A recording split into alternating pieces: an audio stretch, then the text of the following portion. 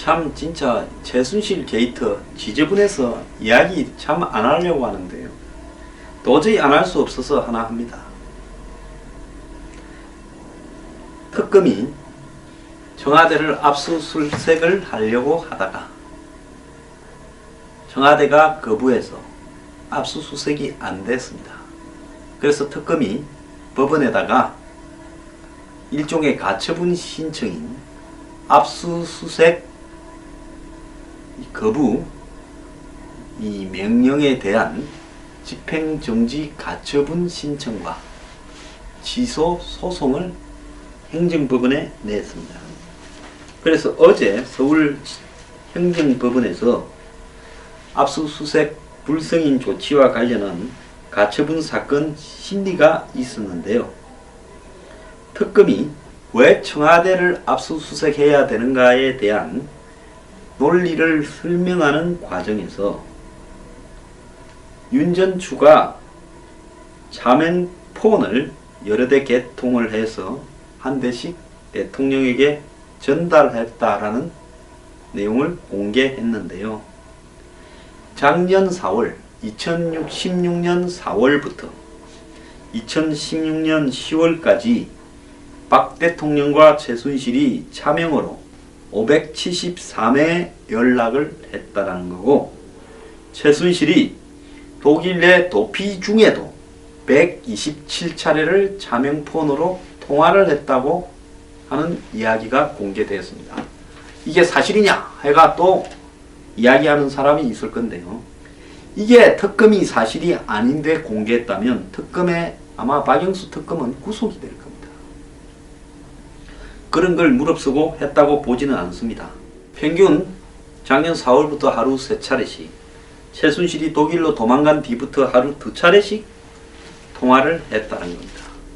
그렇다면 박 대통령은 최순실을 강남에 허접한 아줌마다, 또 자신의 개인사를 도와주는 사람이다 라고 이야기를 했는데, 그 개인사를 도와준 허접한 강남 아줌마와 하루에 3번씩을 작년 4월달부터 10월달 사이에, 더 나아가서 도망을 가고 난 이후에 하루에 2번씩을 통화를 했다면 이것을 어떻게 해석을 해야 되는 겁니까? 이 폰들은요, 인터컨티넨탈 호텔 트레이너 헬스의 트레이너를 하던 윤 전 추가 상급 행정관으로 청와대에 최순실 수천으로 들어가지 않았습니까? 그런데 작년 4월 18일부터 올 10월 26일까지, 10월 26일이라 그러면 언제입니까?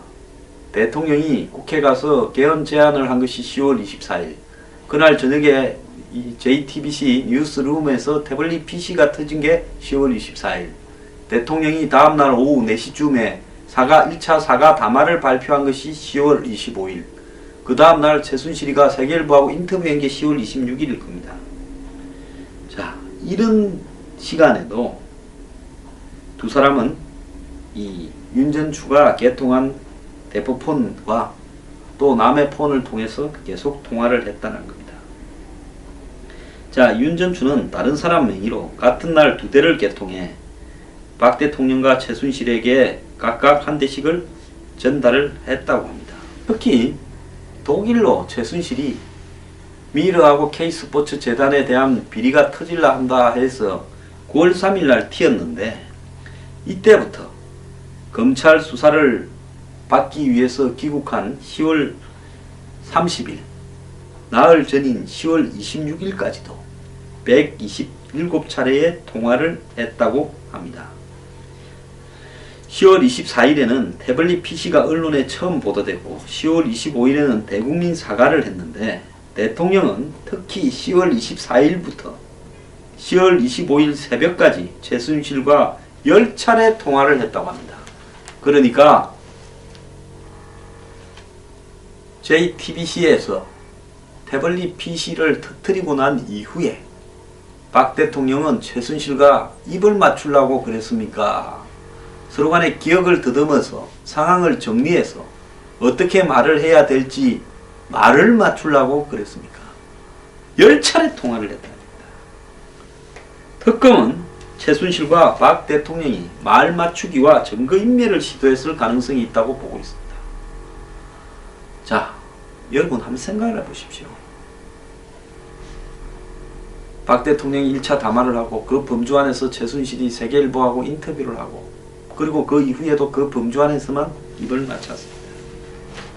특검팀은 두 사람이 마지막으로 통화를 한 10월 26일의 통화 내용 등은 관련자가 옆에서 듣고 진술을 했다고 밝혔습니다. 최순실이 10월 26일 오후에 박 대통령에게 전화를 하니까 전화를 받지 않았습니다. 자, 계속 통화를 하기에는 박 대통령도 위험성을 느꼈겠죠. 그러니까 장시호를 시켜서 장시호의 엄마이자 최순실의 언니인 최순득 씨가 윤전추 행정관의 차명폰으로 전화를 걸게 한 뒤 박 대통령과 통화를 하도록 했다는 겁니다. 이거는 누가 폭로했을까요? 장시호가 특검에서 부른 이야기입니다. 대통령이 어머니 최순득과 통화를 하면서 이모를 귀국시켜라고 했고 내가 이를 이모에게 전달했다고 진술했고 그래서 최순실이 10월 30일 귀국해서 구속되었습니다. 자, 당신이 들어와서 최순실이 우리가 입을 맞춘 내용대로 좀 고달프더라도 일단 구속이 되어서 적당히 사태를 최소화시키고 가자고 이야기를 했겠죠.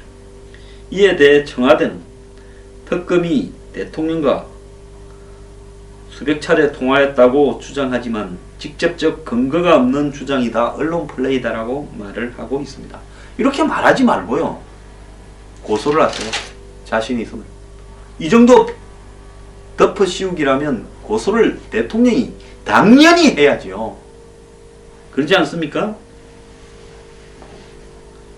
자, 특검 측의 변호인은 서울지방행정법원에서 핵심 증거들이 청와대 경내에 존재한다는 확신이 있다고 했고 심리에서는 국가기관인 특검이 법적으로 청와대를 상대로 소송을 내는 것이 가능한지 청와대가 압수수색을 승인하지 않는 것이 정당한 처분인지 놓고 양측이 맞섰다라고 하는데요.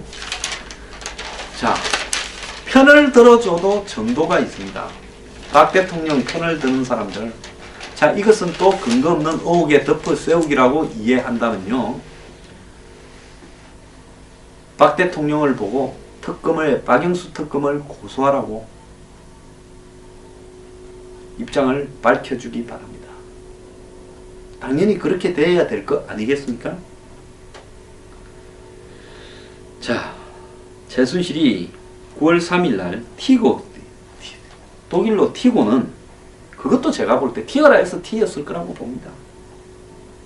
튀고 난 뒤에 한 달이 지나서 10월 5일에야 검찰이 수사를 착수했는데 검찰이 수사 중인 상황에서도 대통령과 최순실이 한 달 가까이 차명폰으로 뭔가를 계속 주고받았다는 건요. 대통령은 이때까지만 해도 자신은 수사의 객체가 아니라 수사하고는 관계없는 듯 하면서 검찰로부터 우병우를 통해서 온갖 이야기를 다 주고 보고를 받았을 겁니다. 이 매우 부적절한 행동이라고 봅니다. 이것 자체로도요, 저는 대통령이 탄핵 충분한 감이라고 봅니다. 어떻게 이때 사건 때요, 도청을 했던 사실을 민주당 당사에 도청을 했다라는 사실 때문이 아니라 그 사실은 닉슨이 몰랐을 수도 있습니다. 하지만 그 이후에 여러 가지 보고를 받고도 그게 그렇지 않다라고 거짓말을 한 사실이 더 문제가 돼서 그랬는데요. 뻔뻔하게 대통령이 최순실과 이렇게 통화를 하고 있으면서 심지어 1차 담화를 발표하는 날 새벽까지 10번을 통화를 했으면서 강남의 아줌마라고 이야기하고 개인사의 도움을 받았다고 이야기한 부분에서 정말 분노를 금할 수가 없습니다. 자, 청와대에 행정관을 시켜서 대통령이 차명폰을 만들게 해가 자기 한계, 최순실 한계에서 둘이 그걸로 통화를 한다. 대통령부터 정보통신법을 위반하고 뭘 그렇게 감출 일들을 둘이서 비즈니스를 많이 했길래 패밀리 비즈니스 아닙니까? 아니 대통령이 차명폰을 씁니까?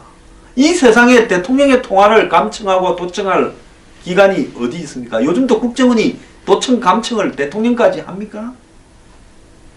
옛날에 날고 기는 시절에도 대통령은 도청 감청 못했습니다. 뭔가가 둘이서 꾸린 이야기를 주고받으니까 이렇게 한 거 아닙니까? 개인사 도와할 일이야. 윤전출을 시켜서 최순실한테 옷 좀 보내라 해라. 옷 갖고 좀 들어오라 해라. 뭐 음식 좀 해가 오라 해라. 한복 좀 만들어 오라 해라. 끝날 일 아닙니까? 자, 차명폰 3자 명의로 개통해서 하는 거. 정말로 누군가가 자기를 감시하고 있다고 불안감에 사로잡힐 때나 안 그러면 도둑질을 할 때 하는 겁니다. 대통령이 누군가 자기를 감시하고 있다고 불안감에 사로잡힐 이유는 없었을 거라고 보고요. 최순실과 뭔 비즈니스를 같이 했습니까?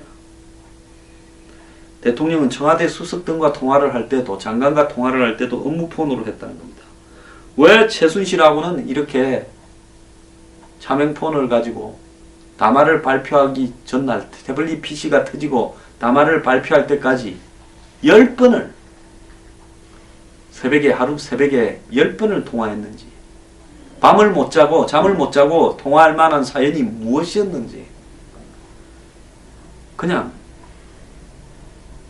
정말 탄핵 기다리지 마시고요. 그냥 이렇게 자진하야하는 게 어떻겠냐는 게 제 생각입니다. 뭐 그래도 법과 제도를 존중해야 되겠죠. 참, 정말 이제 저 이랬을 거라고 봤습니다만 가관도 이런 가관이 없습니다. 박 대통령은 억울하면요, 박영수 특검은 오늘 고소하십시오. 할 말이 없습니다.